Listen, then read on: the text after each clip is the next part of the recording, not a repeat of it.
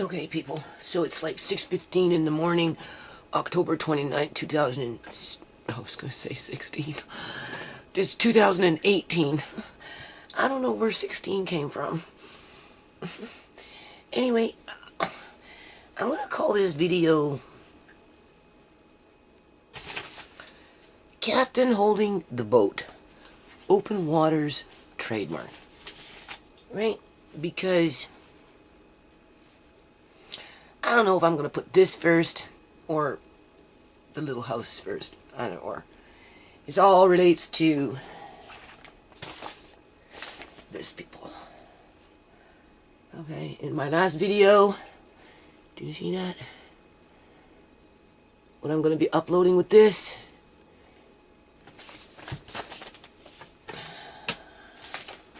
I don't know, people. Right now, where I'm sitting on this boat, it's not any place I want to be right now. Nope. Because I'm tired. After 18 years, people, trust me, I'm tired. But when you put in 18 years into something, it's really, really hard to walk away. Even when you put in something for 10 years, it's hard to walk away. Right? Because I've probably been saying this for 8 years. Before I open that, because that's what this is about now, right? Is I'm going to open that, and we're just going to go through it briefly like I had said in my past videos that I would do. I haven't opened it yet, but I'm going to open it very soon. And I got to deal with it before December. So I have to make some decisions, people. I have to decide whether I want to carry on with what I work with and on and whatever, and don't get very much respect for it, people. I really don't. Even my kids don't. Like, I asked my son the other day, yesterday, if he could watch the two little ones for me just for 20 minutes.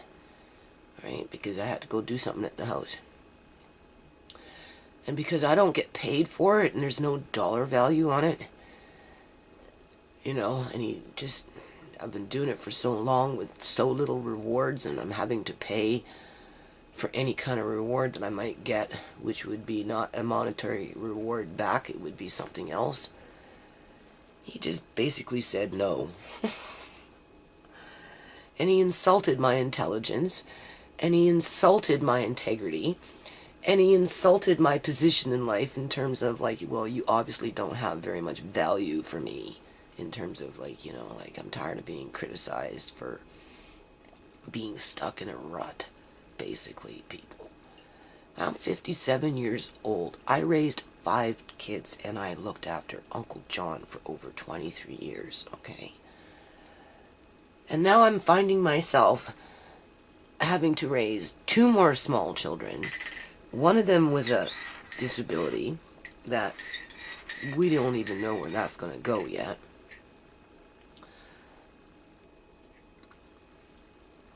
With more than half my children gone. In other words, my oldest son doesn't help me because he's dealing with his own issues, and he's a bit of a recluse anyway. He was my firstborn, so he was always much more independent, right?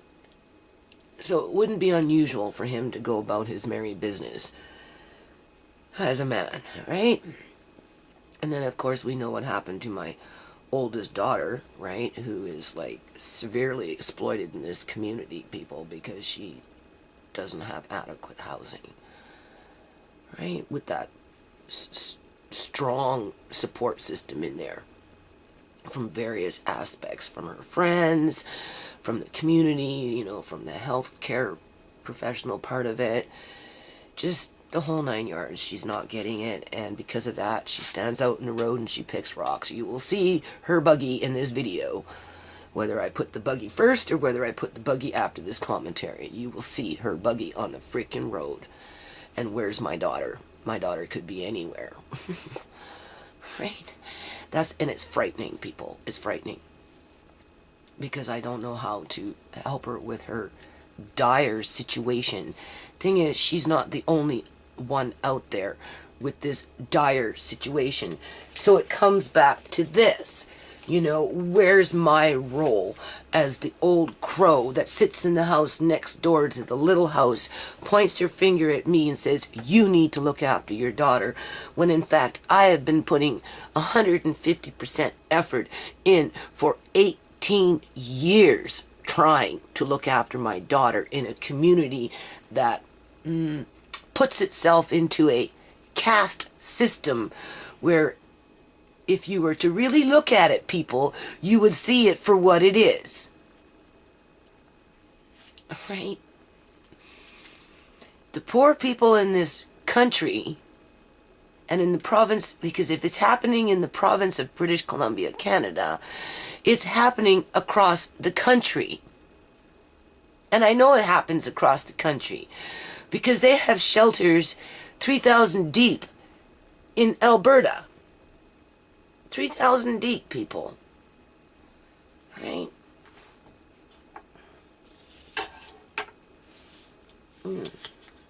Because the numbers are high. And that was years ago. So I'm sure it's deeper than that now, right?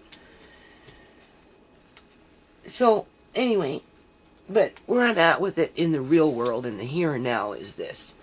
Okay. This landlord, the captain of the boat. And this really irks me, okay? And this is what makes me not want to do it again in terms of getting another house. Because I'm torn between getting another house so that I can get up to that house number 10. I want 10 houses.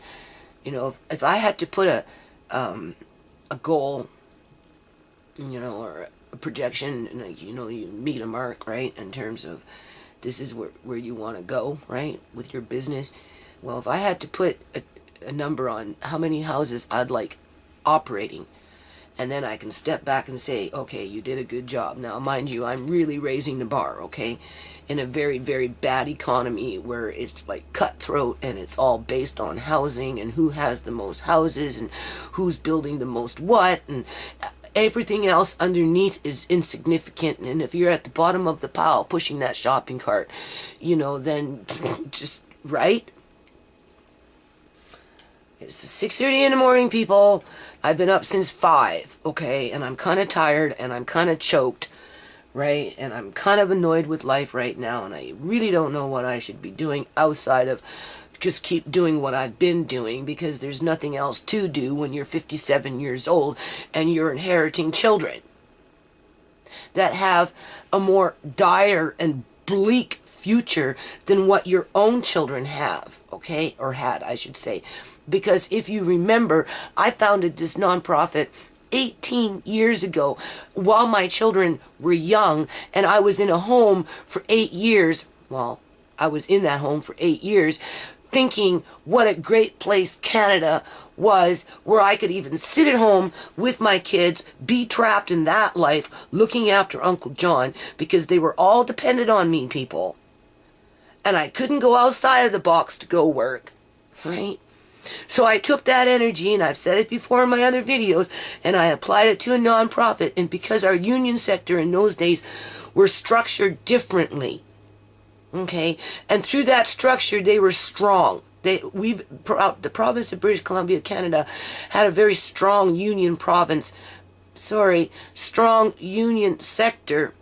And because of that, there were safety nets built into our social interactions with each other, where people like such as myself, who were motivated but who were trapped, could take that energy and apply it into something positive. That's why it was so important for Shimei, when she made the decision to stay at home, to quickly get back into the school system and become the nurse that she always wanted to be while at home with that support system, because you really can't go through life and be successful unless you have a support system to help you get there. And Shimei was wise enough to realize that, and she made the right choices to go in that direction versus staying with an abusive man that didn't want to change his ways and only wanted to control her. Okay? Well, it was kind of like that for me too, right? I had to stay at home. I could either have been a bad mom or a good mom. I could have been either a good caretaker or a bad caretaker for Uncle John. I chose to be the good mom and the good caretaker, and that's what I put my priority first, people. And then, because there was this pressure to put on me, oh, you're a mother, you single, whatever, you know, you need to go to work. Well, I couldn't go to work, so I founded a nonprofit. That became my work, and boy, oh boy, did it ever become my work, people. And it's still my work, okay? And I don't know in what direction it's going in. All I know is it's going into more paperwork, because it's always been paperwork, right? And so therefore, I have to stand by the landlord and help him through his rough patch. I haven't gotten that letter yet, but as soon as I get that letter, I'll know what that rough patch is. And if it brought in the province, well, the province already knows. There's no surprises. None. They've known about this for a very, very, very long time. I know like 10, 15 freaking MLAs personally, people, throughout the years of meeting them and giving them envelopes this thick of information. I told you they're sleeper cells. They sit up in fucking shelves that have been collecting dust for the last 7, 8 years or whatever it's been. But you're going to remember when it comes across them. Because if it's going to the province via through the city or whatever agency, it's already at the province. It's been at the province for years. So that makes the stakes go higher in terms of, well, where do I play this role? Do I pull out and just say, I'm done, I'm tired, I just want to look after my own problems? You know, everybody's got problems. I got problems too, people. And like, do I really need to superimpose myself into homeless people's lives and worry about their business? Do I really have time or energy for that at 57 years old, inheriting children that I have to raise as I raised my own, knowing that the future is much more bleak compared to when I first founded the nonprofit, thinking I lived in a strong province, right, with a strong union sector, to the point where if I started the nonprofit, that I would be successful of it, be successful with it, simply because the province itself had vision and had opportunities, had a support system to walk you through those opportunities and visions, so that at the end of the day you could actually accomplish something versus destroy it. Like, what kind of future do my grandkids have, people, when today we sit in a society where everything is being destroyed except for the ones that have the fucking money, because it's the ones with the money that are paying to destroy the ones that don't have the money. In black and white, simple fucking, you know, whatever, right? I mean, obviously it's more complicated than that, but it kind of boils down to that, people. That little house is being targeted by the city. So where does that put my house now? Being that I'm the first mate of that boat, right? And they know my character. They know I'm going to not give up. Chances are, you know, I'd have to be crawling on my hands and knees. And even then, I don't know if I'd give up, people, if I was in that mindset. To fight for what is right. Not for what is wrong, but for what is right. Because whatever that landlord did in that house for that duration of time was right. Because he was limited to only do so much as, say, such as myself, in terms of, I'm only limited to do so much because as an individual, you can't really do that much, right? You can only crack open the door and lucky to get a little bit in, right? Because that door on the other side is so packed full that you can't even push through it. Right?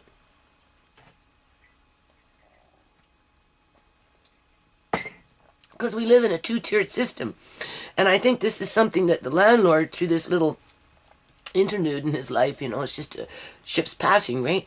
You know, I think this is where he's starting to realize the difficulties that the most disenfranchised in our society are facing, because he faces some of those difficulties on his own. They're just on a different platform, but nonetheless just as important, right? Because he's got problems too. So, I don't know, I'm kind of talking in circles here, because what's happening where I'm wanting to pull away, okay, is that with the people that I'm working with, they don't get it.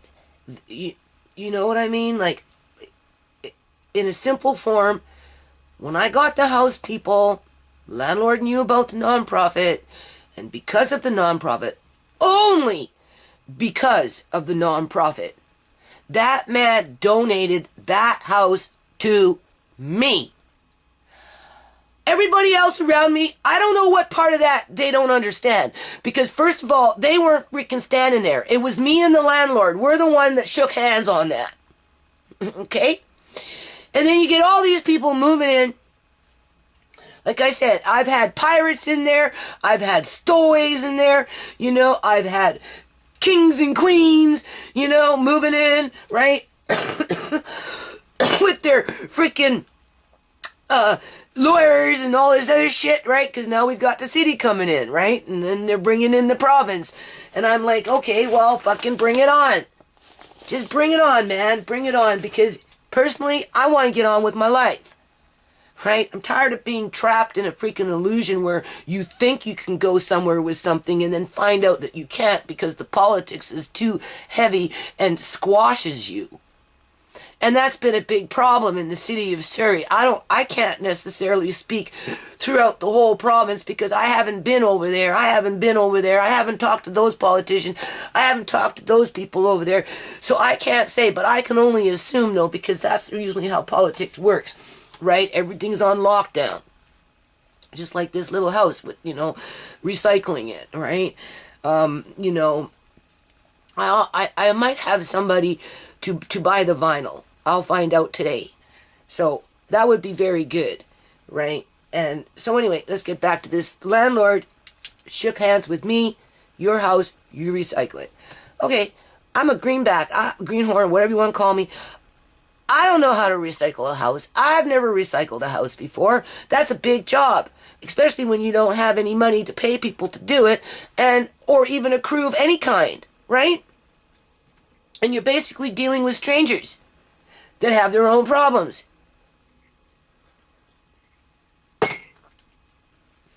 And I'm fighting with some of these people. They seem to think that the landlord gave them this and this and this. And I'm like, no, what part of this don't you understand? If the landlord gave you anything, it was only because the landlord and I talked about it at a different point, and I said, yeah, let them have this. Because I have to answer to the landlord. Even though he gave it to me, I still have to tell him what's going on. Right? Because he gave it to me for a purpose. For a purpose that I take very serious. And I have proof of that seriousness because I've been doing it for 18 years. These people coming in off the streets or wherever they fucking come in from, I don't care if it's an office or if it's a freaking street corner.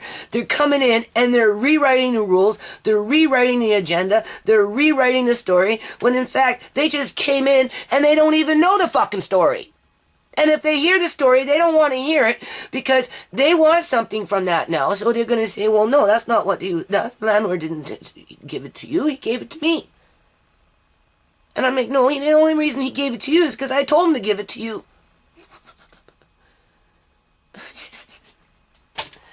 I'm still going through this shit, people, and it makes me not want to fucking do anything anymore. Right? Paying. I pay for the website, you know, I pay for the registers of companies, I pay for the ink, I pay for the paper, right? When I went to go look at fucking houses, right, trying to get a fucking house for people, right, paying for the taxi, right, whatever I pay for, it doesn't matter, I'm paying for something. All that vinyl, it took me how many days? 4 days? 4 or 5 days? 6 days, maybe 7 altogether. And I'm talking full fucking days, okay? You know, I took it off the walls. I dragged it over. I'm the one who dragged the majority of it over, people. Right? What goes on around here, this is what goes on, and this is what fucking bugs me.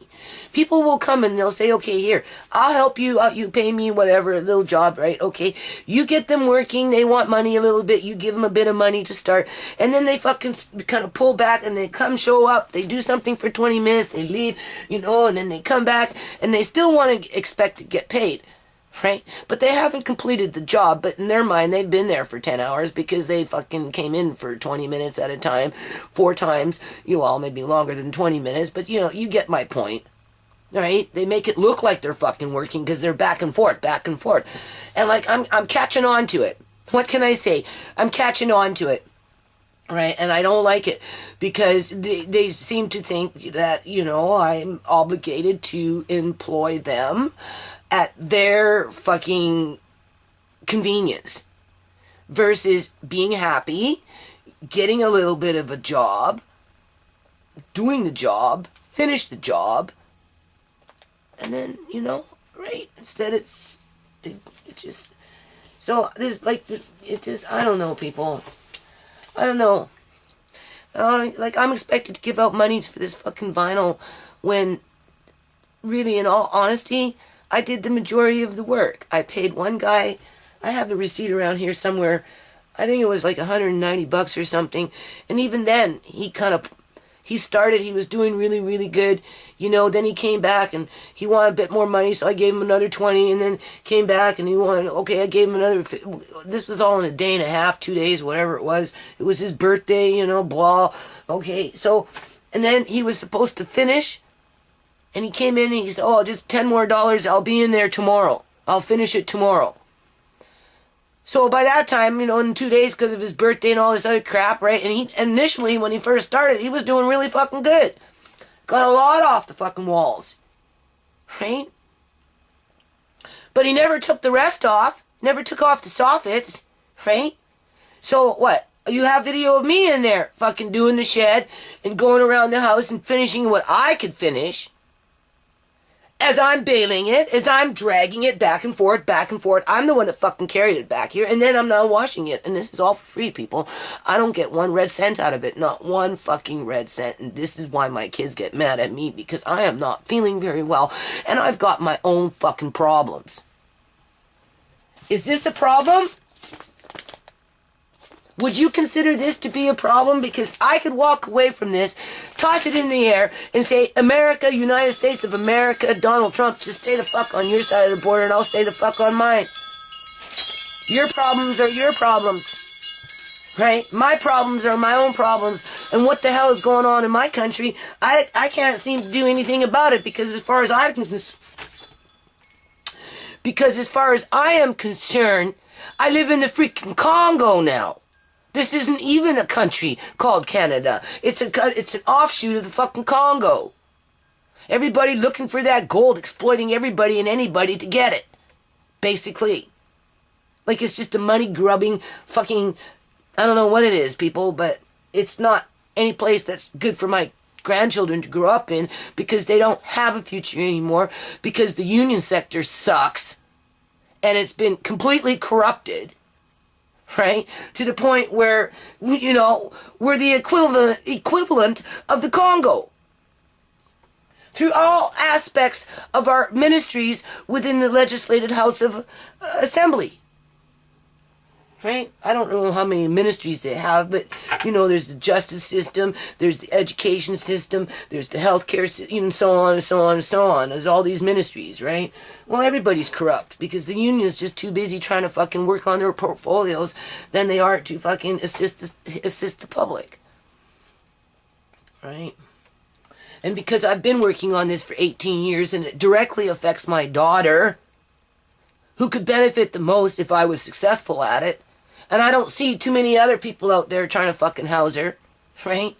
Seriously house her, right? I'm torn, right? It's hard to walk away from this and just toss it into the wind, right? So when these people come to me and, oh, well, you said this, you said you were going to give me this. Yeah, but you stopped working. You didn't think I didn't notice that? In the end, it was me that fucking carried that shit back. In the end, it was me that was still ripping off the vinyl as you were standing there watching me. In the end, it was me that was out there fucking washing this shit like a dirty dog. Right?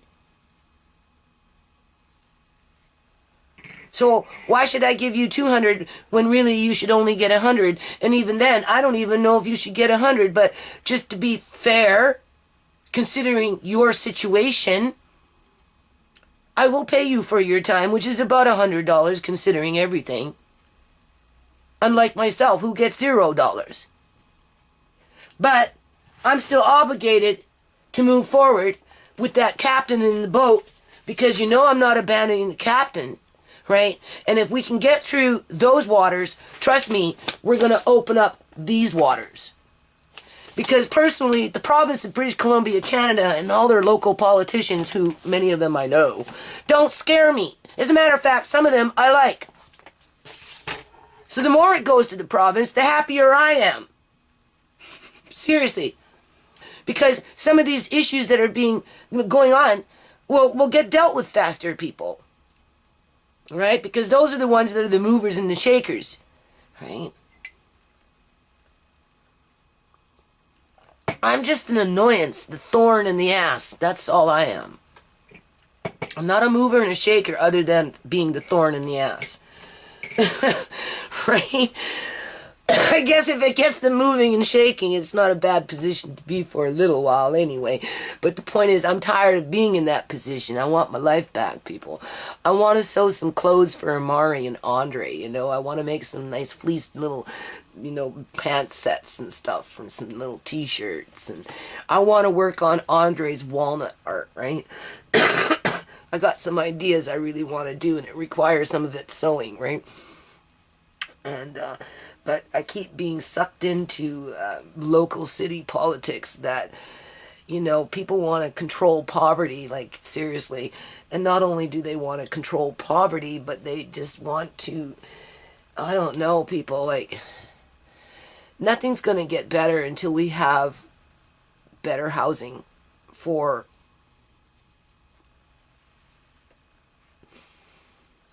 I don't know. There's just so many people falling through the cracks. So many people with this rent evictions and all this other crap, and they're discriminating against people, and they're discriminating against animals, and they're bringing in too many immigrants from too many countries at one time, right? People are moving in thinking that it's cheaper, finding out that it's not, and then once they get here, they're stuck. And it's just, you know, the problems are multiple. So, I don't know. I don't know, people. Okay, so now that I don't know, how about we just open this and then just take a quick boo at it and then end this video. Because that was probably just, I don't know what the hell I was talking about other than people have no clue. You know, they can sit up there and fucking squawk all they want. You know, and it would be very, very, very easy for me to walk away. Trust me, I don't feel well. I've got, you know, a big yard that has still a lot of problems in it. You know, I have to, you know, take care of my own family. I'm still rearranging my life. I've got to look after Uncle John's business, Shimei's business. Okay, so this is just file online, which is cheaper. Protecting your trademark. Do you see? Seems like the trademark's being attacked here, though. Not directly, just indirectly, right? Because they've got this house up on the auction block right now. Right. Basic facts about trademarks. Do you see? So basically what they did is they just sent me a nice magazine.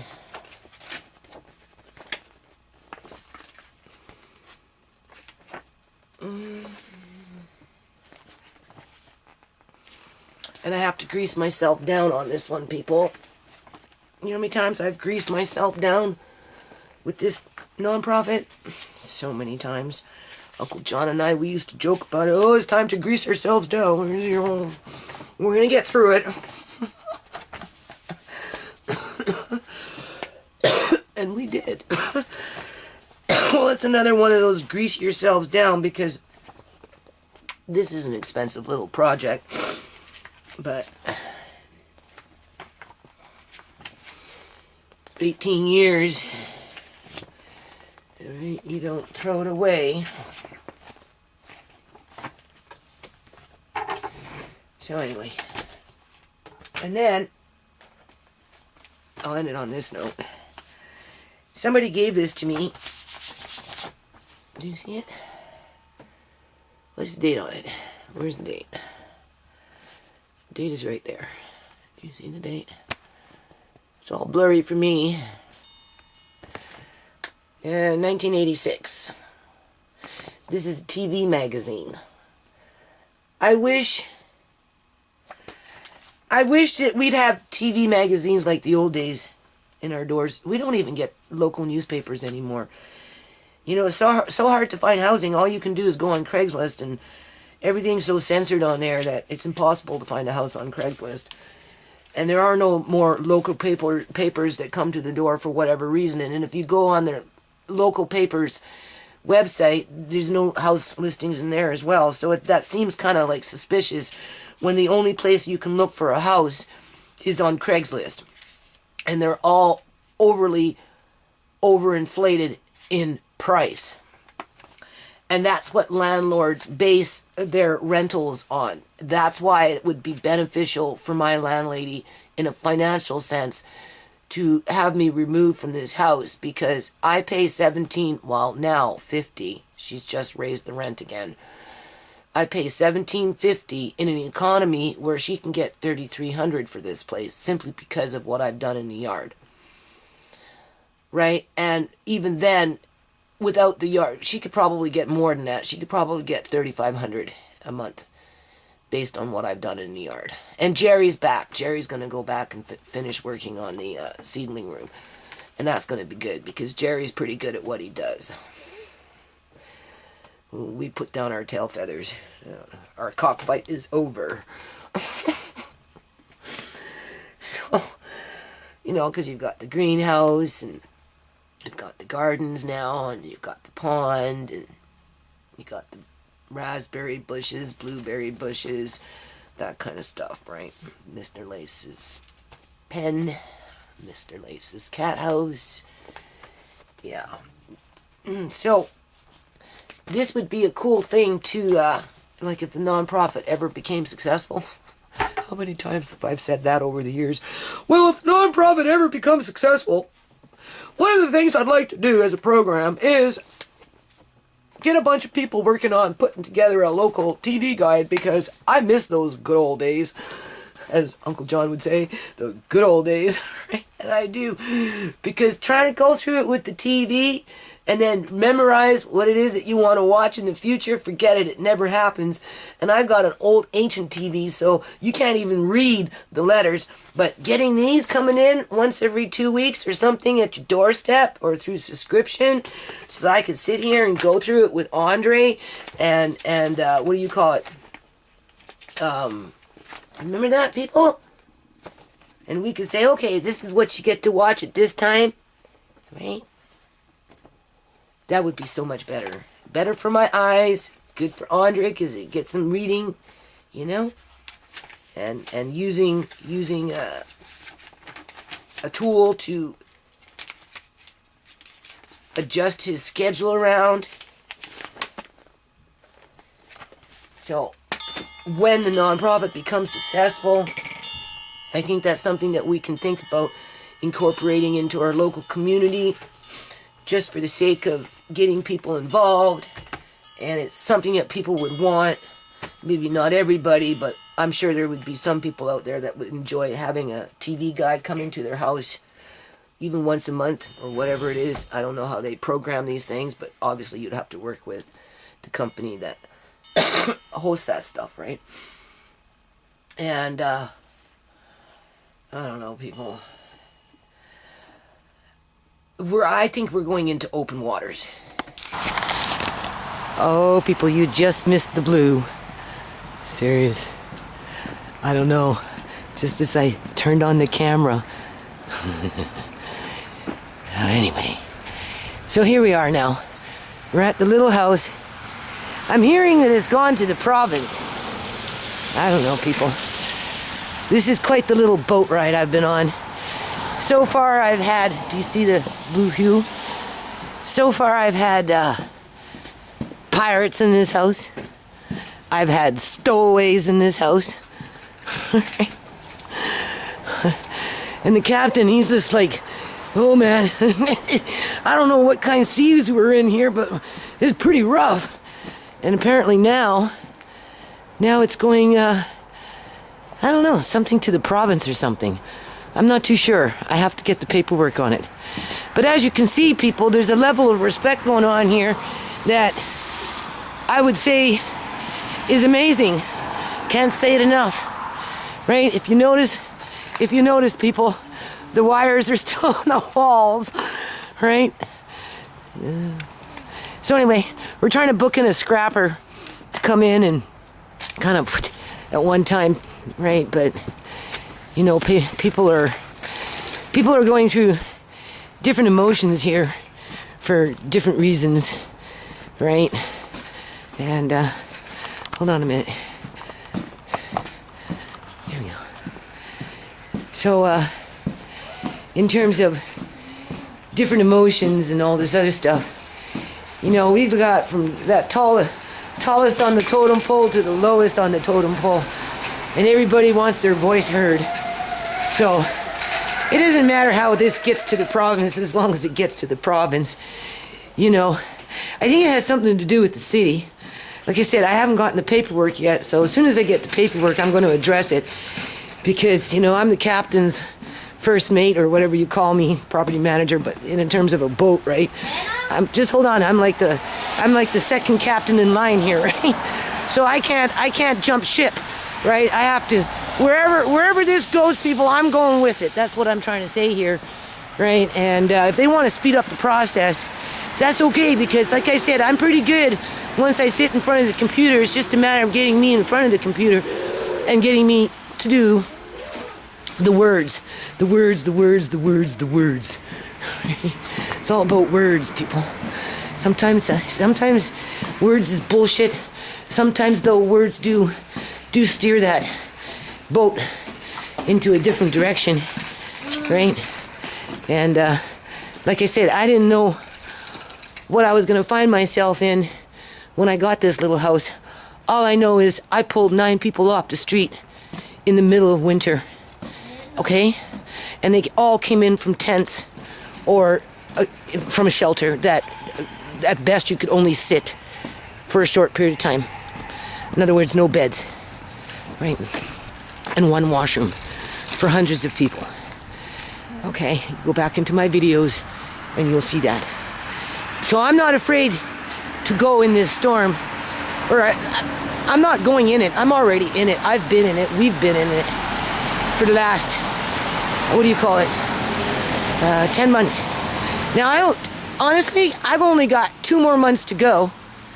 And in terms of working on this project. And then because I've worked on it for 12 months, next year, I can write a legitimate 50-50, submit it to the Gaming Enforcement Branch with the province of British Columbia, Canada. I can give it a 99.9% approval rate in terms of it would get approved. It's just a matter of what host I would partner up with in terms of running that 50-50, right? In terms of a fundraiser to carry on with program development when it comes to housing people who are displaced, right? So I'm really not too sure who's in the boat right now. Okay, the pirates have moved on. The stowaways, well, you know, they kind of moved on too, right? Everybody's wondering what's going to happen next. I've been informed that it's gone to the province somehow via through the city. I'm not too sure until I see the paperwork on that one. And I'm just solidifying the fact that I am not abandoning the captain on this boat, right? Because I always told him I'm there to the bitter end. And, you know, so I'm going to do a little follow-up on that, people. So hold on a minute. Oh, yes, and then what I'm going to do is after I get home, I am going to open up the envelope for the USA, United States of America, federal trademark renewal. It's a renewal. I'm renewing it. I'm solidifying it for the next, I don't know, 15 or 25 years or whatever it is. I got until December to do it, so I figured I better get up on it And no time, quiet, I'm almost done. No time like the present, right?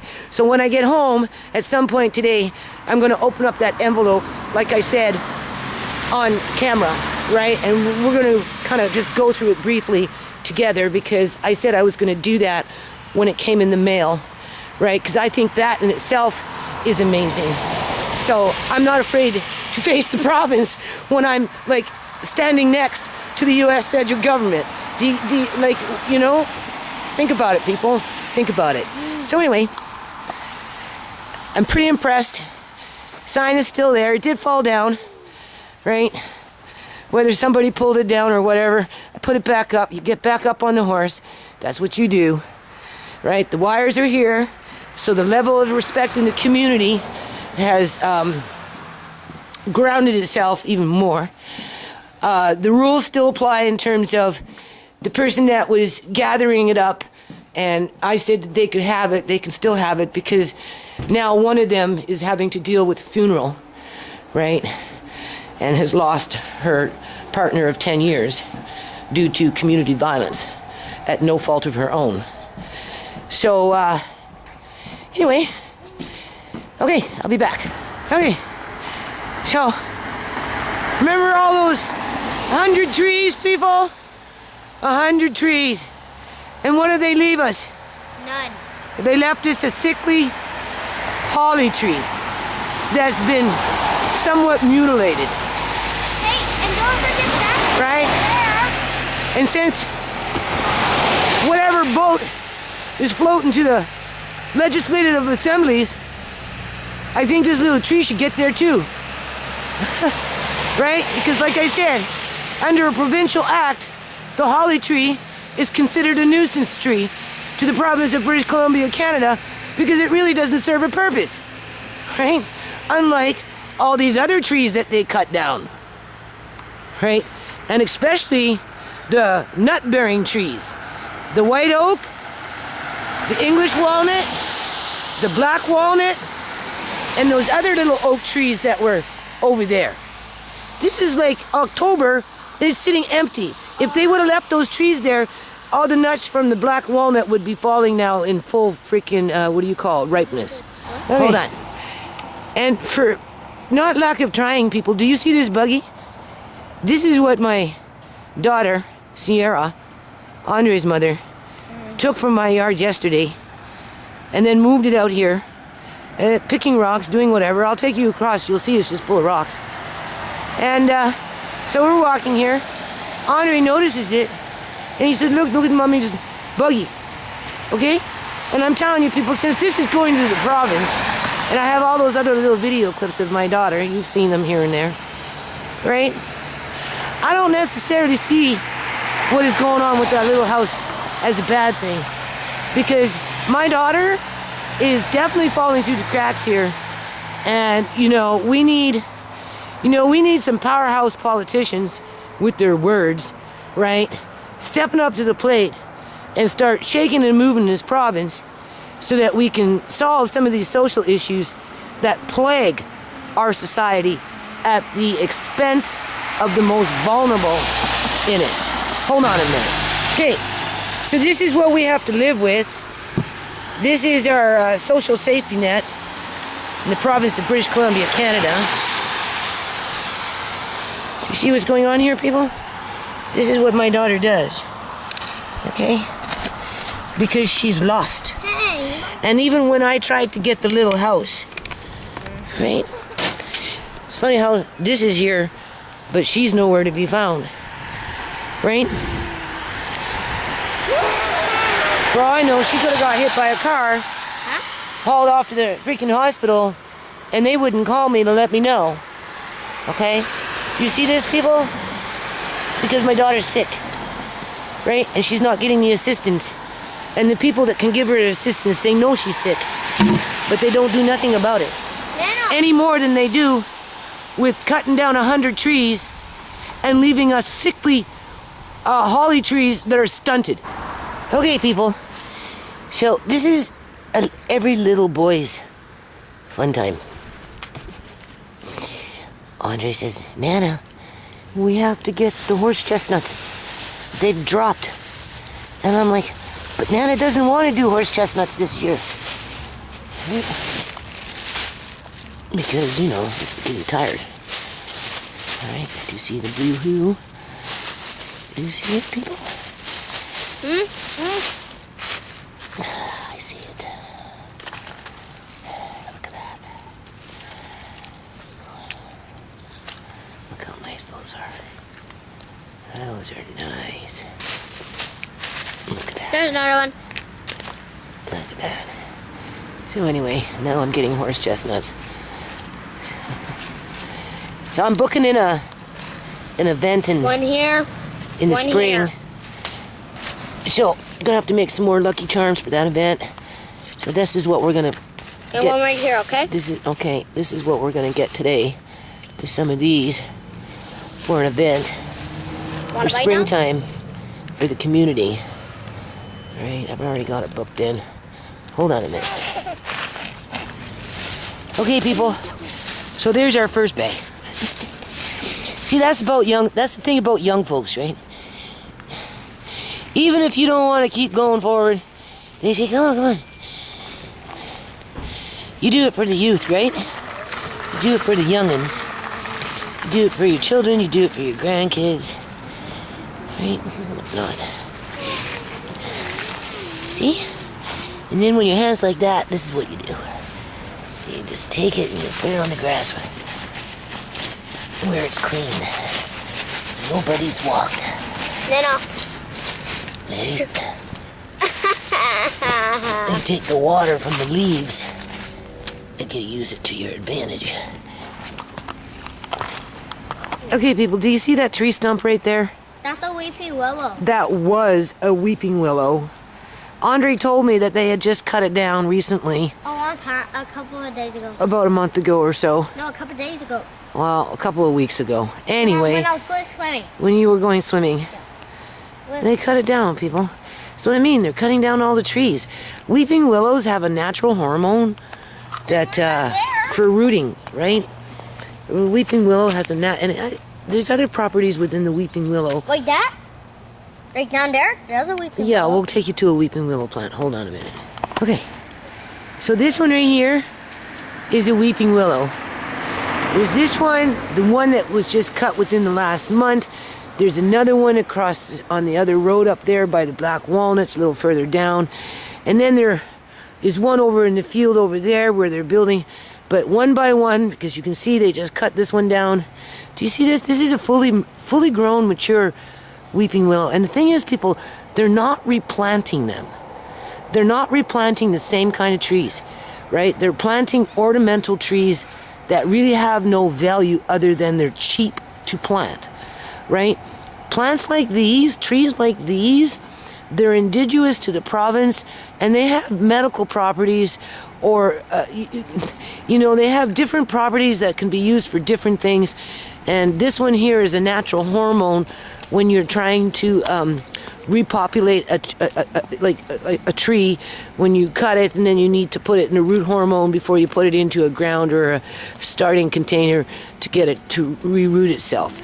This here provides that in a natural hormone, right? And there's something else that it does too.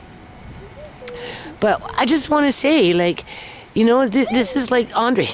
This is like disheartening, right? That they're cutting down all these old growth trees for nothing other than for profit. And if you notice this sign right here, people, look, it's encroached itself down. This is the furthest it's ever been. Where is it? There it is. That's a new one. It's never gone down that far before. It normally stops at around this greenhouse. But if you notice, the greenhouse is up for sale again.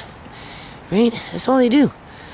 And this one of these women that do this on this whole block was running for city council. I don't even know if she made it as city council. And one of her platforms was for affordable housing, which is a bunch of crock, right? Because the selling of houses and cutting down of trees isn't bringing in affordable housing, people. It's not. Okay, look at Andre's pumpkin. He did that all by himself, people. And that one with Tisha. And he did that one with Tisha. That's pretty cool. But that one's even cooler. That one's real cool, Andre.